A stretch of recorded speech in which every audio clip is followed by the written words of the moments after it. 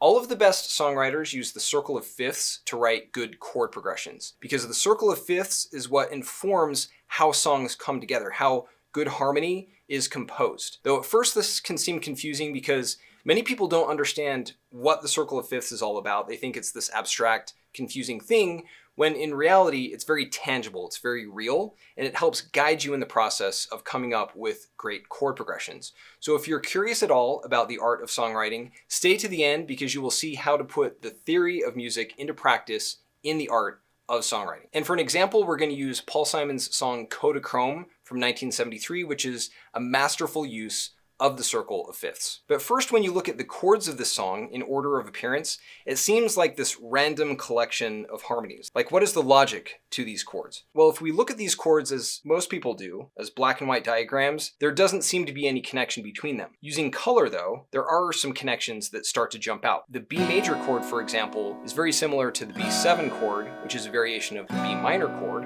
and the C sharp major chord is also a variation of the C sharp minor chord. F sharp major is a variation of the F sharp minor chord, and the E major chord and E7 are virtually the same. And then we've got an A major chord and a D major chord. So already we can start to see that there are some connections between these different chords that make it seem not as overwhelming as it might at first. But really, where all of these chords start to make sense is in the context of the circle of fifths. We're going to use the circle of fifths to make sense of these chords and how they all fit together. To do that, let's look at the different chord progressions in this song. And it's really broken into three main chord progressions. We got the intro and verses. That is one chord progression. Then each chorus is just a repeated pattern. And then the interlude and outro are a third chord progression. So together, these three chord progressions are what make up the song Kodachrome. So to look at the verse section to begin, we have an E major chord, then A major, F sharp minor, B7, E, F sharp minor, and B7, and then it repeats. So it's, when I think back on all the crap I learned in high school, it's a wonder I can think it all. And then it goes into verse 2, which is E major, A major, F sharp minor, B7, and E major. Although my lack of education hasn't hurt me none, I can read the writing on the wall. So that's the verse section. So using the circle of fifths, let's make sense of what these chords are.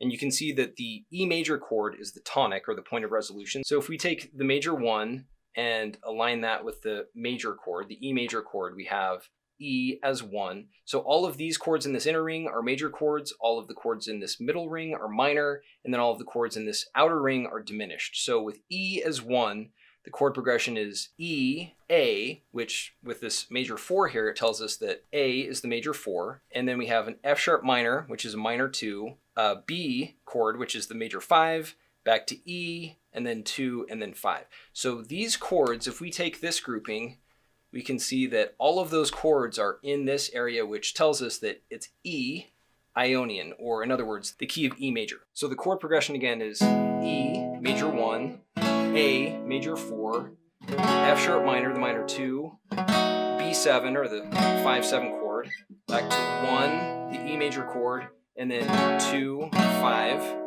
And then in verse 2, the progression is E major 1, A major 4, F sharp minor, the minor 2, B7, the 5 chord, back to 1.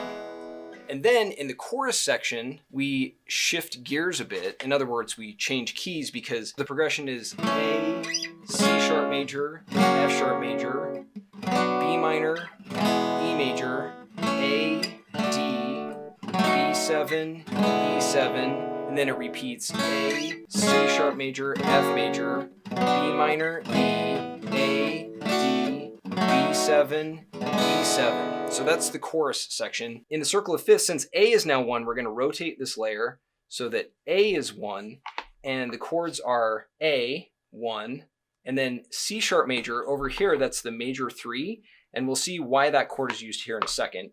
Then we have F major, which is the major 6, and then B minor, the minor 2, E major, the 5, A, 1, D4, and then back to B, and then E, and then 1.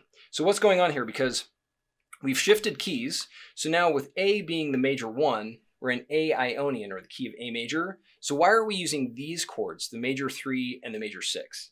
The major 3 chord comes from over here because it is the dominant 5 to A's relative minor, F sharp minor. So that chord, even though it's not in the key of A major, it's over here, it's related to this chord because it's the 5th, but instead of using a minor chord, it's the major chord, or the secondary dominant of A's relative minor. Then it goes to the major chord of F sharp major. This chord is in turn the secondary dominant of B minor, the minor 2 in the key of A, which is the next chord in the progression. So it's C sharp major, F sharp major, B minor, and then E, A, D.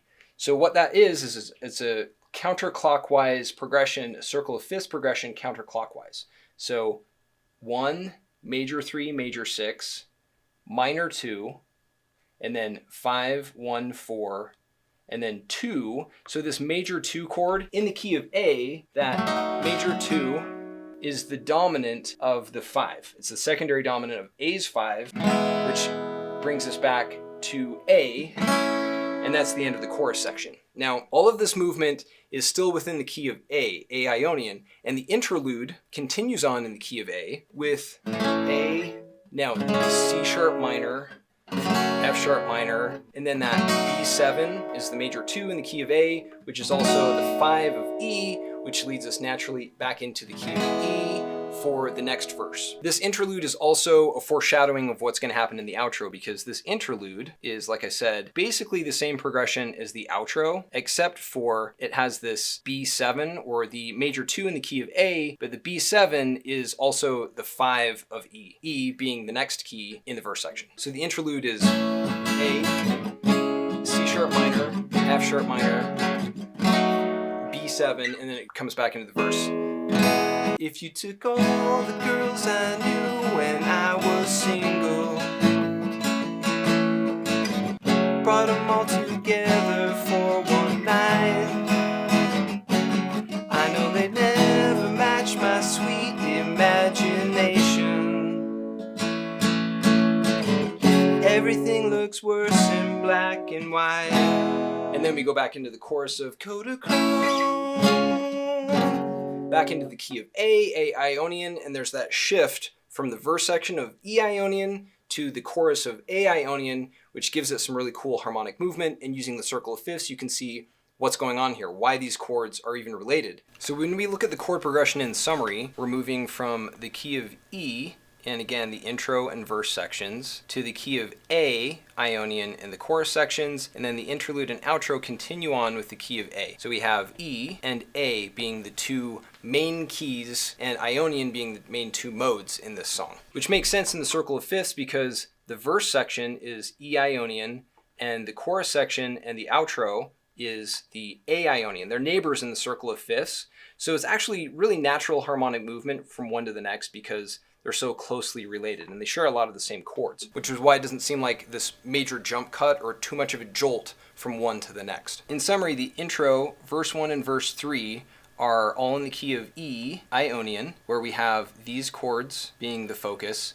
And then in the verse 2, it's again the same chords. There's just not that B to bring it back into the key of E. It ends on E, which leads naturally into the key of A in the chorus, which is now we've shifted into A Ionian. A is the tonic or point of resolution, the central chord in that progression. And we have a couple of chords over here, the major 3 and the major 6, which are not in the key, but because they're secondary dominants of chords within the key, they sound nice. And we have this counterclockwise circle of fifths motion through the progression, which is why it sounds so great, how it has this feeling of momentum and direction because of that circle of fifths movement. And then in the outro, we have, again, the key of A Ionian, the mode is Ionian, and we're just sticking to chords within that key. None of these secondary dominants over here. It's really just the C sharp minor and F sharp minor, which are at home in the key of A. So if we stuck with only the basic black and white chords as they're usually depicted in music, we would have not had the same kind of insight we do with color and with the circle of fifths. As Paul Simon says, everything looks worse in black and white, and these chord diagrams really are like a bad Xerox copy, where you lose a lot of the nuance and meaning and relationships between the chords, which come to life and are vividly apparent when you are using the color. And then, of course, in the circle of fifths, these relationships really jump out because you can actually see all of the chords in context, all of the relationships between the chords, and how they're related within the spatial layout of harmony. That is what the circle of fifths is. So the circle of fifths is very real. It helps to guide you in the process of navigating harmonic space to come up with great chord progressions. And this is just one example. Like I say, pretty much every song in music is guided by the circle of fifths because all of these chords have special relationships with each other. So hopefully this was helpful. Please let the algorithm know if you liked it. All of these diagrams are in the library, so if you'd like to check them out at your own pace, you can do that. Thank you for watching, and I will see you in the next video.